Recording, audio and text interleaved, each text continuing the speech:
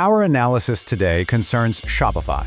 We will move beyond the common perception of this entity as a mere software tool.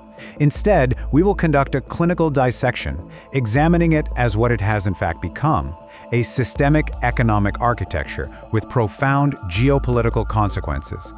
We will deconstruct the mechanics of its power, layer by meticulous layer. We begin with a number that appears to violate the accepted physics of corporate finance, an operating margin that in its optimized state approaches 50%. This figure is not an anomaly. It is a calculated output. It is a metric more aligned with the seigniorage enjoyed by a sovereign central bank issuing currency than with a software vendor renting code. To understand this, we must first accept that Shopify's model is not built on the economics of the physical world. It has achieved a form of financial escape velocity. To comprehend how this new reality has been engineered, our analysis will proceed through a 6-part deconstruction. We will begin with its paradoxical financial foundations, move through its technical and psychological fortifications, dissect its unique management doctrine, and conclude with a clinical assessment of its emergent status as a global quasi-sovereign power. Let us first analyze Shopify's inverted economic model. The most potent illustration of this was the 2023 divestment of its logistics arm, Deliverr. To the casual observer, this appeared to be a retreat. It was, in fact, a strategic ascension. It was a deliberate shedding of physical assets and their associated friction, their associated gravitational pull on margins, to operate on a higher, purely informational plane of existence. Herein lies the core mechanism. A full 75% of Shopify's revenue is derived not from subscription fees, the flat rent for its digital space, but from what it terms merchant solutions. This is a clinical euphemism for a direct percentage-based tax on the gross merchandise volume of its client base. It is a taxation system hardwired into the velocity of commerce itself. The critical insight is this: Shopify profits not from a merchant's mere presence, but from their every success, their every transaction. This creates a profound philosophical divergence from its primary competitor. Amazon operates as a feudal lord, burdened by the physics of its vast physical empire, the warehouses, the delivery vans, the immense human labor force. Shopify, in contrast, operates as a weapons merchant, arming a decentralized army of rebels. It profits from selling the gun and the fortress. And the most crucial insight is this: owning the information about the package is more thermodynamically efficient and infinitely more scalable than owning the physical van required to move it. This allows for a complete decoupling of revenue growth from labor, achieving a revenue per employee metric that renders its asset-heavy peers systematically obsolete. We will now dissect the first layer of Shopify's technical defenses. Its primary moat is not built from stone, nor from user-friendly interfaces alone.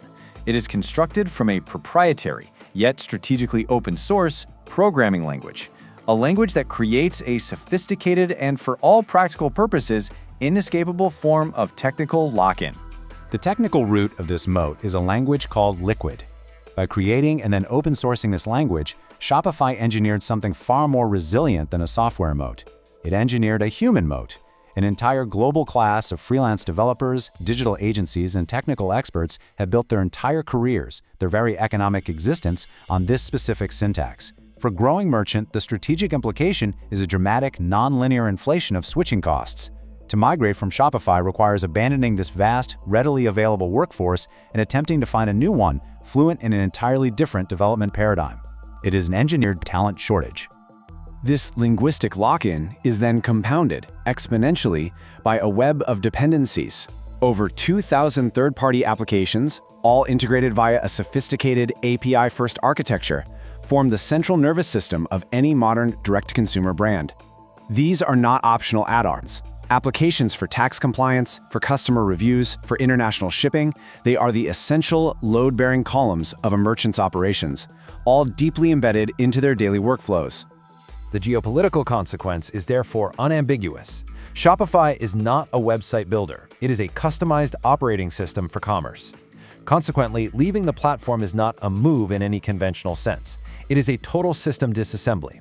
It is a corporate-level data migration of such complexity that it requires catastrophic levels of engineering and financial resources. Escape becomes, for most, a logistical and economic impossibility. We now turn our analysis to Shopify's function not as a software provider, but as a fintech predator. This constitutes the second and arguably more powerful layer of lock-in. It is the point at which proprietary data is systematically weaponized into capital. The technical root of this engine is Shopify's perfect information environment. It possesses real-time SKU-level data on sales velocity, customer lifetime value, and cash flow that no traditional financial institution could ever hope to access. The strategic implication is that its lending arm, Shopify Capital, can underwrite loans with near-zero conventional risk. Repayment is not requested, it is automated, deducted as a precise percentage of daily sales. The philosophical consequence of this is an inescapable liquidity cycle. For a merchant to leave the Shopify platform is to trigger an immediate default on their loan, while simultaneously severing the very cash flow required to service it. It is a perfectly designed trap. To understand the internal logic of this machine, we must analyze the core philosophy of its architect. The management doctrine of CEO Tobias Lütke was not forged in business school. It was forged in the hyper-competitive, high-latency digital arena of professional, real-time strategy gaming. The technical root of this doctrine is Lütke's background as a top-tier player of the game Starcraft, a complex simulation where victory is often a direct function of APM, actions per minute. He applies this exact logic to the corporation itself, viewing meetings, bureaucracy, and even human-to-human coordination as forms of latency, as bugs in the organizational software that must be patched.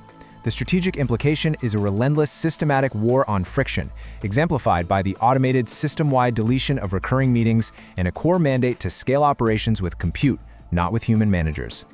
This doctrine's ultimate expression is the 2025 mandate for all new hiring requests. One must first prove, conclusively, why an artificial intelligence cannot perform the required role. A human is to be considered the solution of last resort. This creates a fascinating and, indeed, a chilling contradiction at the very core of the company's identity. The unavoidable philosophical consequence is the emergence of a machine-centric company that happens to serve humans. Shopify's external marketing narrative is one of empowering individual creators, of arming the rebels. Yet its internal operating system is pathologically obsessed with identifying and eliminating human inefficiency. It is a corporation that champions human craft while actively engineering humans out of its own operational processes. We now analyze what is arguably Shopify's most effective and most subtle strategic weapon. It is not an application, it is not a dashboard. It is a moment in time, engineered down to the millisecond, the transaction itself, the checkout. The data is conclusive. ShopPay, Shopify's integrated payment solution, delivers a conversion rate lift of up to 50% over standard checkouts. The technical root of this advantage is not a superior user interface, but a superior command of physics. Shopify has invested billions to build a global network of edge computing servers. This ensures that when a customer clicks buy, the data travels the shortest possible physical distance, governed by the speed of light, thereby minimizing latency. This fraction of a second advantage is the direct result of a massive strategic investment in global infrastructure. The strategic implication is a functional monopoly on the most critical moment in the entire cycle of commerce. In the digital economy, latency is the ultimate, invisible tax on conversion. Every millisecond of delay logarithmically increases the probability of cart abandonment. By engineering the lowest latency checkout on the internet, Shopify has created an almost insurmountable competitive advantage that no rational merchant, large or small, can afford to ignore. The geopolitical consequence of this is profound.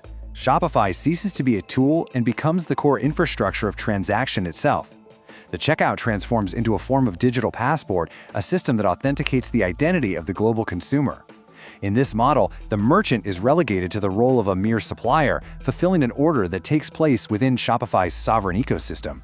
The company is no longer simply selling a platform, it is collecting a digital transit tax on the global flow of goods across its borders. Our final dissection examines the ultimate consequence of this accumulated power, the formation of a new kind of invisible empire, one built not on land or physical assets, but on a foundation of pure digital sovereignty. This transition from tool to state is marked by three critical inflection points. It began in 2004 as a tool born of a founder's frustration, what he called developer spite. It matured in 2015 when Amazon, a digital hegemon, formally shuttered its competing service and seeded the entire small to medium business vertical. And its power was fully realized in 2021 when the deplatforming of a major political entity demonstrated unequivocally that Shopify had transitioned from a neutral utility to a governing body, a digital state with the sovereign power of exile. The conclusion is inescapable. By positioning itself as the liberator, as the force for arming the rebels against the Amazon empire, Shopify constructed a more resilient, more invisible, and ultimately more profitable empire of its own.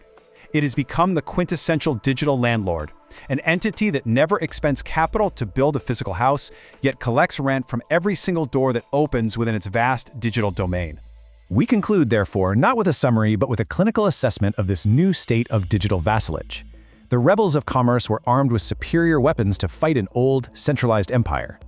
The lingering question we are left with, the question that should be examined with extreme prejudice, is whether, in their quest for digital sovereignty, they have inadvertently constructed a more elegant, more efficient, and more inescapable cage for themselves.